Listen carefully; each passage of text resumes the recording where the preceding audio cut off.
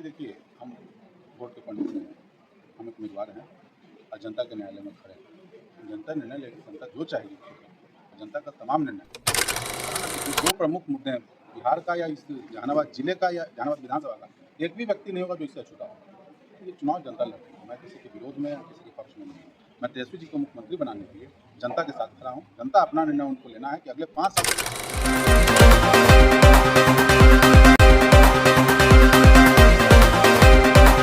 घोसी विधानसभा के विधायक रह चुके राहुल शर्मा जदयू को छोड़ करके राजद में आए और राजद से अब उन्हें घोसी से नहीं जहानाबाद से टिकट मिला और आज उन्होंने नॉमिनेशन कराया। इससे पहले नमस्कार, मैं अभिषेक कुमार और आप देखना शुरू कर चुके हैं आपका अपना चैनल पीकेएम खबर। देखिए, मैं हमारे साथ राहुल शर्मा है, इन्हीं से जानेंगे कि आखिरकार घोसी विधानसभा से टिकट ना मिलने के बाद जहानाबाद विधानसभा से टिकट मिली है तो क्या कुछ समस्याएं आएगी, और हम जानेंगे कि राहुल शर्मा इस बार जहानाबाद विधानसभा से किन मुद्दों पे चुनाव लड़ेंगे।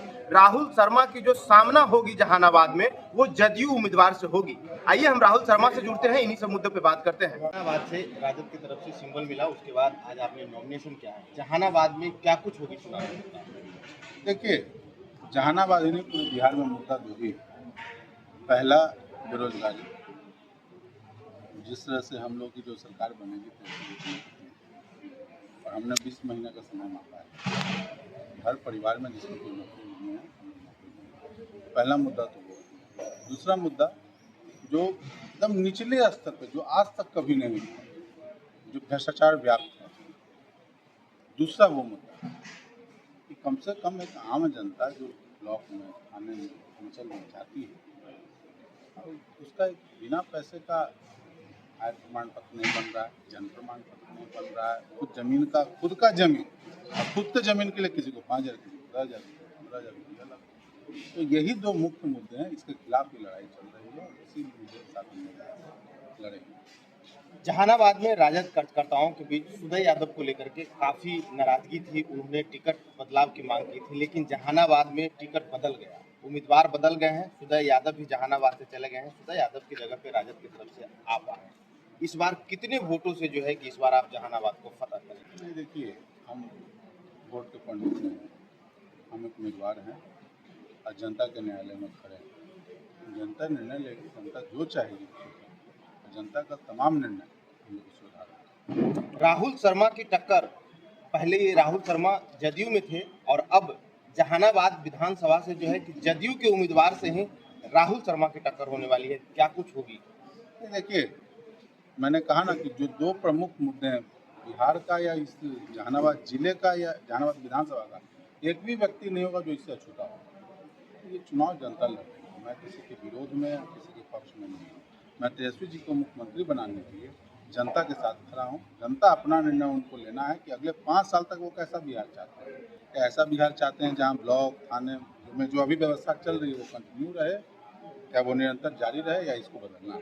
तो जनता को निर्णय करना, जनता लड़ रही है। राहुल शर्मा जी, क्या कुछ कहेंगे? राजद के बारे में कहा जाता है कि कहीं न कहीं राजद की तरफ से जो है कि पूरा बाल साफ करो का नारा दिया गया, जबकि इसको लेकर के भूमिहार समाज जो है कि काफी राजद से खफा रहते हैं, लेकिन आप राजद से टिकट लेकर के मैदान में देखिए, एक तो पहला बात, मीडिया का एक परसेप्शन बनाना रहता है। आज अब मीडिया में देखते हैं बहुत तरह का परसेप्शन बनाया जाता है। हमको वो क्लिपिंग या अखबार का वो कटिंग दिखाई जहाँ लालू जी ने ये बात कहा, लेकिन चलिए, बात पुरानी है, अभी हम लोग करेंगे तो उसको लेकर विवाद होगा। लेकिन उसके अलावा जंगल राज का ये मुद्दा बोल रहे हैं लोग, हम तो चाहते नहीं थे कि हम इस मुद्दे पे आए, क्योंकि इस मुद्दे को जब हम बोलेंगे तो जो लोग इस मुद्दे को उठा रहे हैं तो तमाम लोग नंगे हों। तमाम लोग, अगर इतना बुरा था जंगल राज तो 14 में जब आप समर्थन ले रहे थे लालू जी का बाहर से सरकार बचाने के लिए, तो उस समय कहाँ गया था? फिर 15 में आपने उन्हीं के साथ सरकार बनाई तो कहाँ गया था मुद्दा?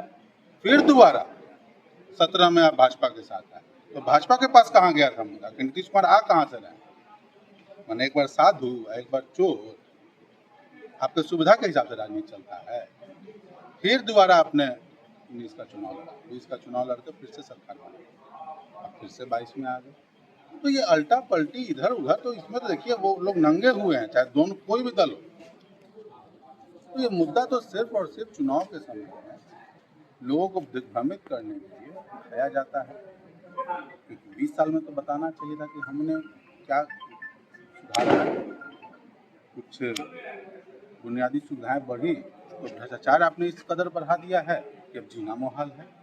तो मूड़ी काटिए के आदमी मरता है कि गरीब के पॉकेट से जिसको 500 रुपया नहीं आप छीन ले रहे हैं, डाका मार रहे हैं अपने तंत्र के माध्यम से, तो वो लूट और वो आदमी का गला नहीं काट रहा है। यही सारे मुद्दे हैं, यही सारे मुद्दों को लेकर हम सर, जहानाबाद के युवाओं को क्या संदेश देना चाहेंगे? देखिए, आज दीपावली का पर्व है, सभी लोगों को सबसे पहले दीपावली की ढेरों शुभकामना। और साथ ही यहाँ के लोगों को भी कहें कि अपने भविष्य के लिए, जैसे हम लोगों ने हर चीज़ को छोड़कर इस गठबंधन में आए हैं, उसी तरह वो लोग भी इसमें आए और अपने भविष्य के लिए मतदान करें। तेजस्वी यादव ने कहा कि हर घर में नौकरी देंगे, कितना सफल हो पाएगा सर? तेजस्वी जी ने कहा है कि जिस घर में कोई नौकरी पेशा नहीं है उस घर को हम नौकरी देंगे, और बिल्कुल संभव। अगर नहीं संभव है तो नीतीश जी क्या करते हैं कि पैसा कहाँ से लाएगा, बाद में पैसा कहाँ से आएगा? जहाँ से आया था वहीं से आएगा और बिहार की व्यवस्था बदलेगी। नेतृत्व तो बदलने वाला है, व्यवस्था बदलेगी। किन किन मुद्दों को लेकर सर आप जो है सर जनसंपर्क में उतरेंगे? नहीं, हमने साफ कहा ना, हमने साफ कहा। वो सबसे पहले प्रश्न में हमने कहा कि मुद्दे दो हैं, बेरोजगारी और दूसरा मुद्दा रहेगा जो आम लोग हैं, जो दैनिक रूप से दैनिक दिनचर्या में जो भ्रष्टाचार व्याप्त है, ब्लॉक, थाना, अंचल। अच्छा, हमको बताइए आप कि इंदिरा आवास बिना पैसा के बन रहा है, जिसको आज के दिन में प्रधानमंत्री आवास बोल रहे हैं। तो ये आम आम आम आम आदमी का एक एक मुद्दा जो है इसमें सम्मिलित हो रहा है। सर, इलेक्शन के समय हर महिलाओं को 10-10 रुपया दिया गया, कितना सफल हो पाएगा? अभी कुछ दिन पहले पता कीजिएगा, जी, जिन लोग को लोन गया था ना, हाँ, कृषि लोन, सब पे बॉडी वारंट है। अच्छा, तो महिलाएं सतर्क रहें, अच्छा, सब लोग का बॉडी वारंट है। आप पता कर लीजिएगा ब्लॉक में घूम घूम के, ये सब थाना के माध्यम से गया है। सतर्क करेंगे उसमें या तो सरकार देती तो निर्देश निकालती कि नहीं भाई इसको वापस नहीं करना, उसको लोन के रूप में दे रही है। तो हमको तो लगता है कि देखिए पूर्णतया साजिश है और इससे हम लोग को बचना चाहिए। ये मुद्दा है ही तेजस्वी नहीं। यादव ने कहा कि हर महिलाओं को 2500 रुपया देंगे, संभव है सर? या झूठी हमने बात? कहा ना, हाँ, हमने कहा हर चीज संभव है। हाँ, जब 10 लाख नौकरी संभव थी, उसमें से 5 लाख हो गया, तो ये भी संभव है। सरकार अपने उपार्जन का व्यवस्था बढ़ाती है तो वैसे ही वो ये व्यवस्था भी बढ़ाएगी। और पैसा तो देखिए, आपको सरकार 1000 रुपया देती है तो 40% सरकार के पास वापस ही जाता है। बात समझिए, एक से इकोनॉमी बढ़ता, तो इकोनॉमी का क्लास हम ले नहीं रहे हैं, लेकिन आपको 10,000 रुपया हमने दिया है तो वापस से वो सरकार के पास पैसा 40 रुपया 50 रुपया आता है। आप बिस्कुट खरीदते हैं, टॉफी खरीदते हैं, दवाई खरीदते हैं, कपड़ा खरीदते हैं, जो भी अपने दूध खरीदते हैं, तो वापस सरकार के पास वो पैसा जाता है। सर, बाकी का 60% ना व्यवस्था करना है तो सरकार बाकी व्यवस्था कर सकती है। जदयू से राजद में आने का मुख्य उद्देश्य क्या है सर आपका? हमने आपको साफ कहा, अभी राज्य में और देश में अघोषित आपातकाल है। सारे जो कुछ आप लोग यूट्यूबर्स हैं, इनके माध्यम से तो कुछ न्यूज़ बाहर निकल भी रहा, अन्यथा आप देखिए जो पुरानी व्यवस्था है, इलेक्ट्रॉनिक मीडिया, प्रिंट मीडिया, एकदम परसेप्शन बनाने में लगी हुई है। तो यह अघोषित आपातकाल की व्यवस्था है।